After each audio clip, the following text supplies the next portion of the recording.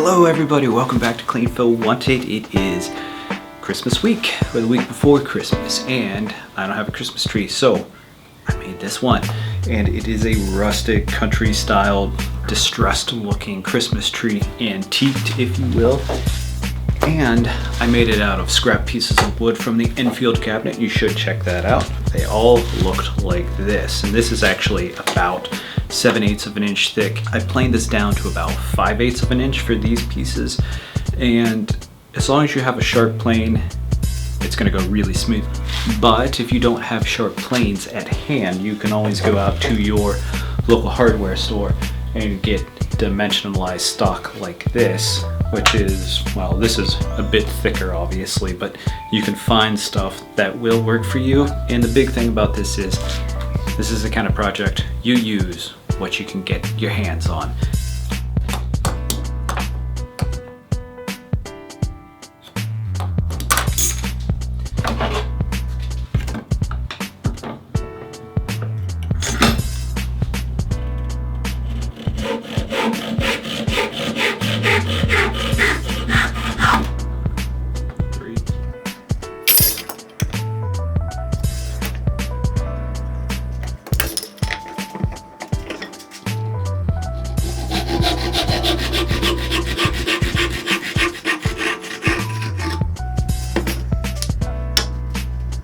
I actually started off from 3 inches and worked my way to 10 inches. The next thing we're gonna have to do is plane at least 2 sides of these square to each other. If you're using wood that's already been thicknessed, like dimensionalized lumber, this isn't gonna be too much of a problem.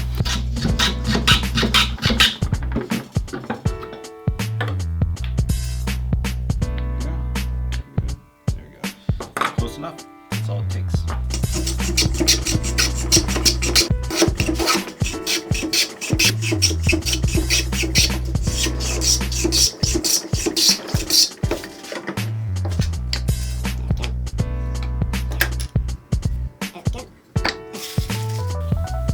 Gauge line there. Gauge line there.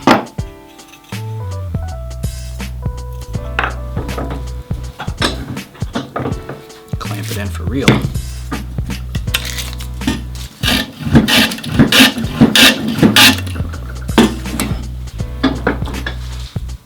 Plane down one side till you get to that line.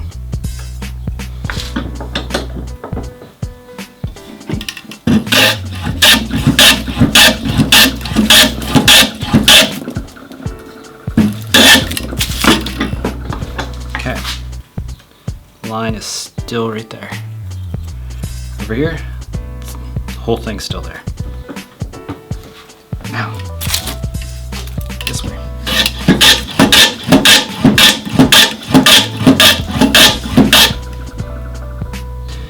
At the line, at the line. There's a little house peak right there. We're gonna flatten that out with the number 5. And then we'll switch over to the number 4 to smooth it out and get past / down to the marking gauge. Buddy. It's just not over.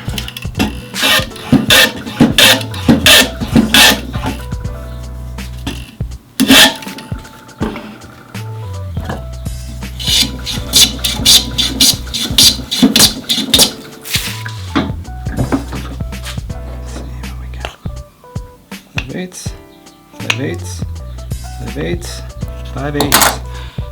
Square. Simple as that.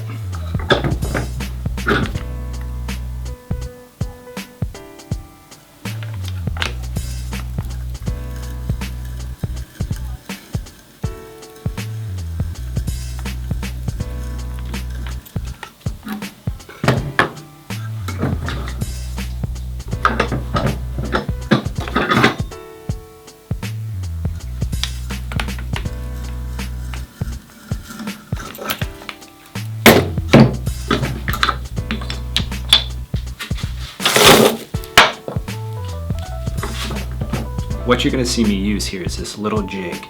Now, it has a large hole in it, which is the same bit that I drilled through all these pieces. It's a bit that's the size for the dowel rod that I have.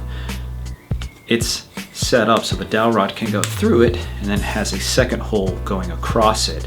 That will guide the second drill, the second hand drill that I have. And that drill bit is the size of the bamboo skewers that I'm using to hold each of the branches in their correct tier. The other thing with this dowel rod that you're going to see me use are these dividers. And I need 15 or 16, I don't remember how many I put in here. But I set it up, I set these on the table, and I figured out where I wanted them. I set these to the center of where I wanted all these pieces to be. And I walked it out. Oh, and by the way, I just set these so that they're 1/4 of an inch apart from each other. You set it up to the pieces that you have.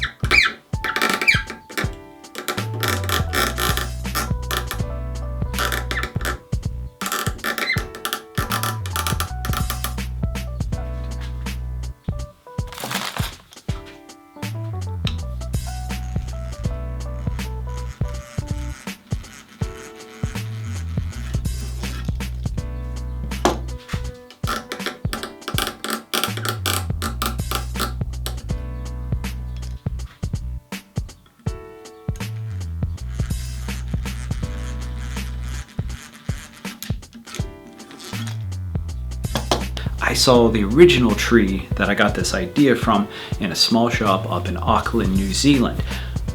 I didn't really like how it was clean though. I like my stuff to be distressed, I like it to be weathered, beat up. When I was making that enfield cabinet that I pointed out earlier, I had a test piece that I could paint on and figure out my paint scheme and how to layer things, how I wanted it to look. That test piece I actually took and I decided I probably still wanted to use it. So I pulled out my card scraper and I scraped away a lot of it. And then I realized this is actually much closer to the finish that I wanted for that cabinet than what I actually got. This is 3 layers of a white and 2 different blues on here. This is just white and the lighter blue that's on here. And then I used my card scraper, scraped that off, sanded it smooth. It is pine. Pine doesn't really take real well to scrapers, or vice versa, however you want to say that. So you may have to sand with a heavier grit sanding paper, but that's okay because it turns out pretty nice. It turns out rather rustic.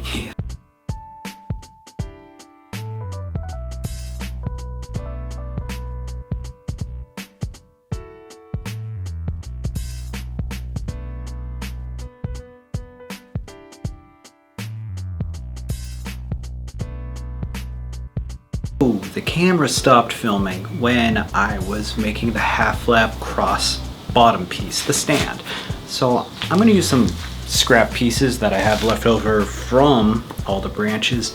I'm going to show you what I did. Now, I'm sure there are more simple ways, but this is a way. So there you go.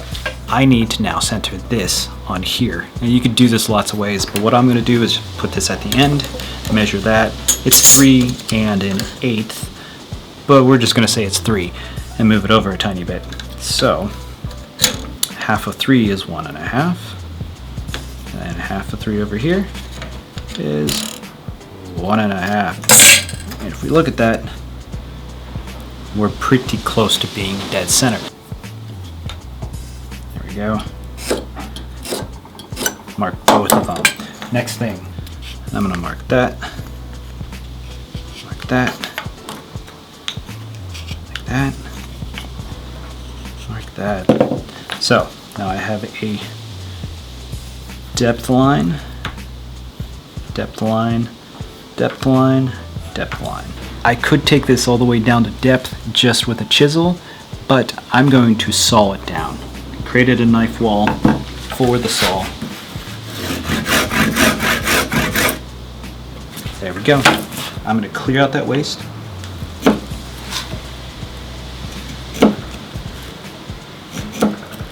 It's close enough. Take this and mark the other side of it. Now Now that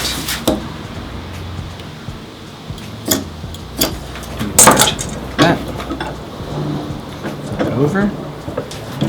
I'm going to knife wall there as well.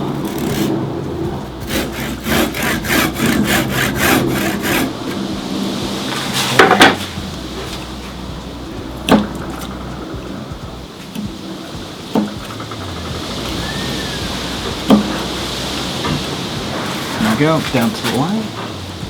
It's too wide, let's go to a different chisel. There we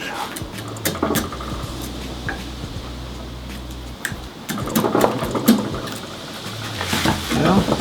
I'm not going to go all the way through. Come over here.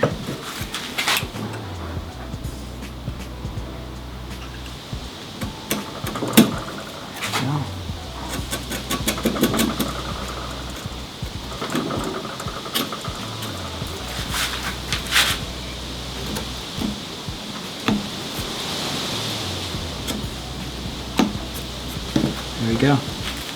Perfect fit. Doing the star is a little bit different, so I'll show you that as well.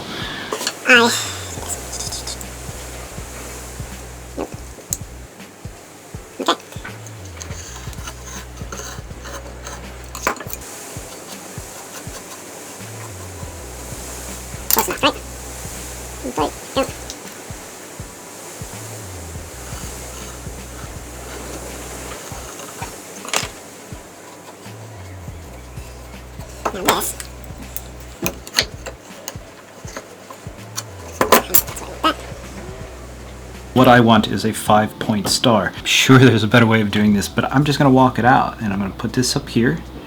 I know that's the center spike at the top. Walk to the edge, 3, 4, 5, and I'm here. Now this distance is what I want to eliminate, which means I have to open this up 1/5 the distance that's here, which that is definitely too much. We'll go there. 1, 2, 3, 4, 5.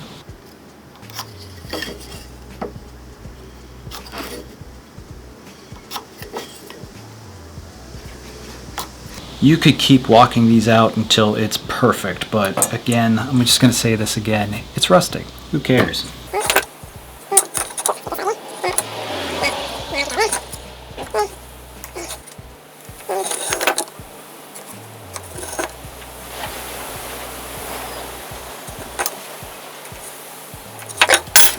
There we go. There's a star. Saw it out, and you're good to go.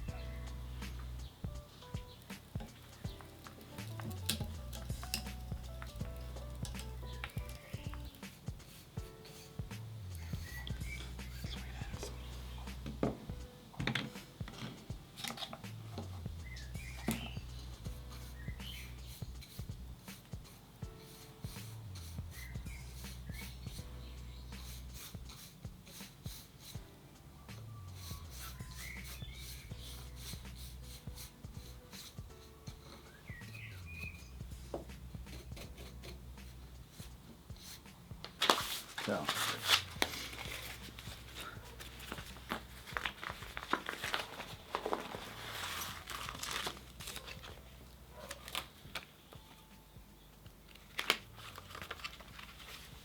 Card scraper. That's what we're going to use. I keep it in a little booklet to keep my edges from getting against each other. So,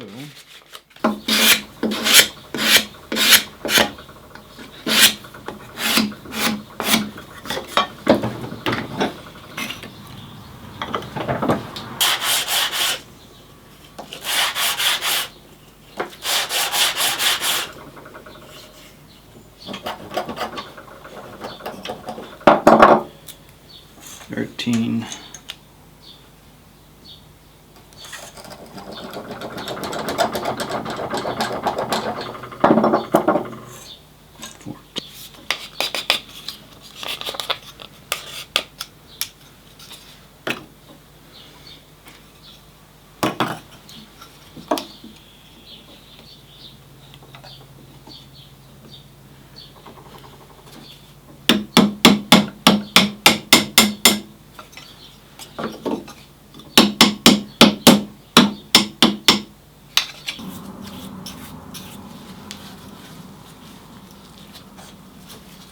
that this is a super easy gift to make if you use the dimensionalized lumber like that. Just a saw, sandpaper, a couple layers of paint, dowel rod, 2 drill bits, and some bamboo skewers. You can pretty much have this done in a matter of, well, and a chisel. You can pretty much have this done in a matter of 2 hours tops. You can make a whole bunch of them very, very, very quickly and give them out as gifts. This holiday season has kind of messed up my publishing schedule, which isn't the best thing for me, but that's life. But still, subscribe, like, comment, please, so that you don't miss the next project, which hopefully is next week. I hope you have a happy holiday. I hope you have a Merry Christmas. I hope you have a happy Hanukkah. I hope you have a happy Festivus, whatever you might enjoy, and a frantic new year. So take care. We'll catch you in the next one. Bye-bye.